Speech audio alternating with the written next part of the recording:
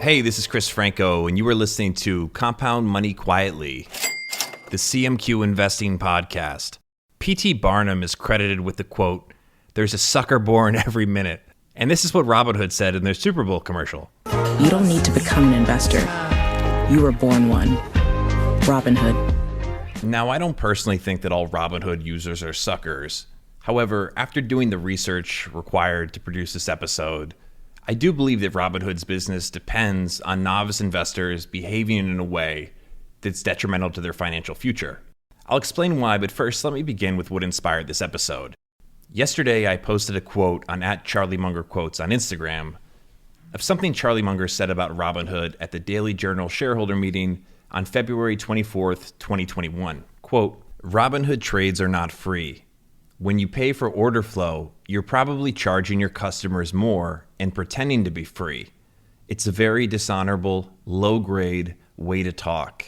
There were enough comments asking for an explanation about what Charlie meant that I wanted to stop the episode I had been working on and focus on this first. So Robinhood is the leader in commission-free trading. And by making commission-free investing the norm, other brokerages like Charles Schwab, E-Trade, and TD Ameritrade also now offer commission-free trades. But the question you have to ask yourself anytime someone's offering you something for free is, what's in it for them?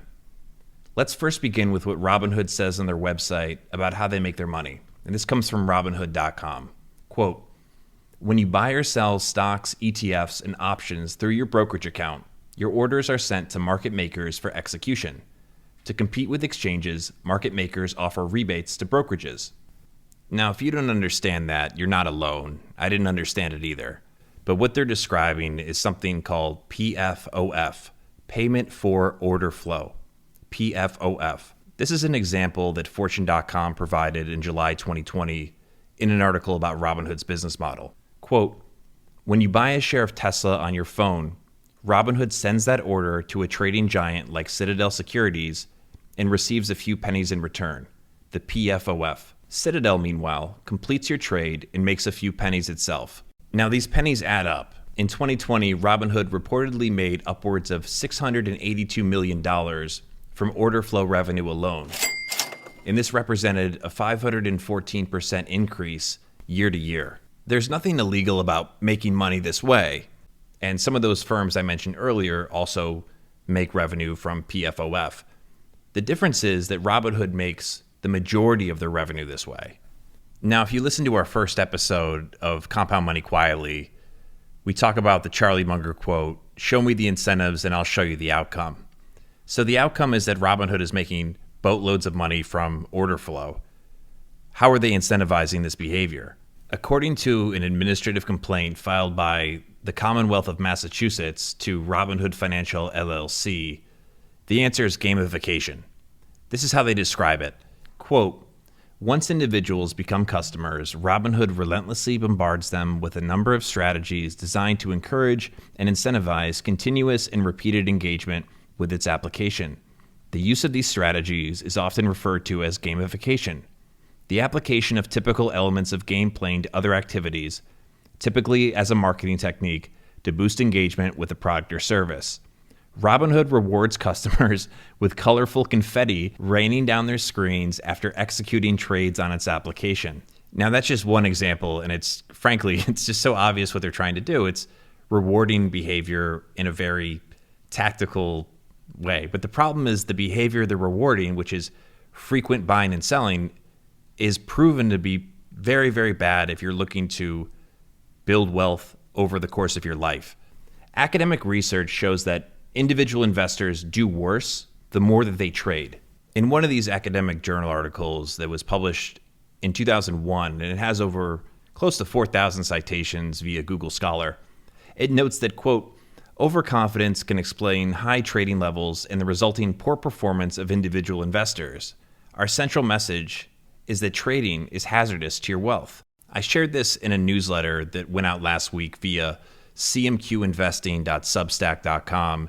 You can read the archives for free just by entering your email. And when you sign up, actually, you'll be first to be notified when we have new content like these podcast episodes. But Another one of the points I made in that particular post was using a quote from Christine Benz, who's a director of personal finance for Morningstar. And she has one of my favorite quotes related to the detrimental effects of active trading. And it goes like this: "Your portfolio is like a bar of soap. The more you handle it, the smaller it gets." But what if Robinhood's active investors are the skilled investors who, the more they handle it, the better they do? But the fact is, and we have to look at this as it is Robinhood is marketed towards new investors.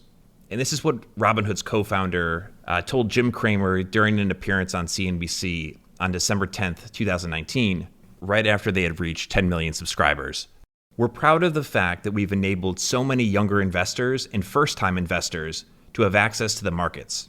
Now, since this appearance on CNBC, Robinhood has acquired approximately 3 million more subscribers. And common sense tells us that these investors are also new to the game. The clip from Robinhood's Super Bowl commercial makes it crystal clear that this is still their target audience. But these Robinhood users are adults, and they're responsible for their own decisions. And you could argue that these investors would have to learn the hard way that active trading is not a sound way to accumulate wealth, with or without Robinhood. But the issue is that their name is Robinhood. And this brings us full circle. This connotates this character who would take from the rich and give to the poor. But when you're making money, and the majority of your money from PFOF, or payment for order flow, you're taking your customers' money and you're actually charging them more because you're making money for and from, the big guy. And this just seems disingenuous in a way that it wouldn't be if the name wasn't Robinhood. It also wouldn't be so suspect if the description of how they make money wasn't so vague and coded. Remember, this is what it says on Robinhood.com on the section How Robinhood Makes Money.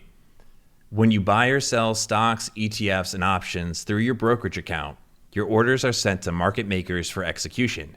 To compete with exchanges, market makers offer rebates to brokerages." That's not very it's not very transparent, even if you know what order flow is. There's a lot more we could cover here, but I wanted to stick to what actually you were looking for in understanding that initial quote. But if you'd like to learn more about any of the materials I mentioned, as well as even more than what I mentioned, there will be a post about this episode at cmqinvesting.substack.com.